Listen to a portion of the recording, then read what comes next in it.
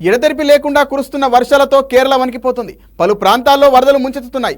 Northern Malabar జిల్లాలోని కొండ ప్రాంతాల్లో వరదలతో ఇండ్ల నీట మునిగాయి. భారీ వర్షాలు కేరళ రాష్ట్రాన్ని అతలాకుతలం చేస్తున్నాయి. ఈశాన్య కేరళలోని వయనాడ్, కన్నూర్, కాసర్గోడ్ ప్రాంతాల్లో గ్రామాలు నీట మునిగాయి. దీంతో రాకపోకలకు అంతరాయం ఏర్పడింది. భారీ చెట్లు కూలిపోయాయి. అక్కడక్కడ కొండ చర్యలు విరిగిపడ్డాయి.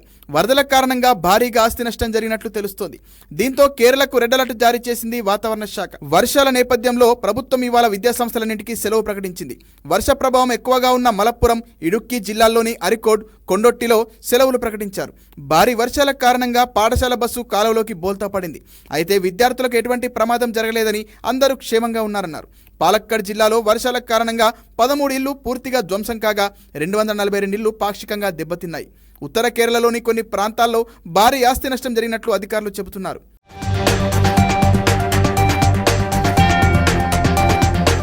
రేపు ఉత్తర బంగాళాఖాతం అల్పపీడన ప్రాంత ప్రభావంతో కర్ణాటకలోని కోస్తా, దక్షిణ భాగంలో భారీ నుంచి అతి భారీ వర్షాలు కురిసే అవకాశం ఉందని భారత వాతావరణ శాఖ తెలిపింది.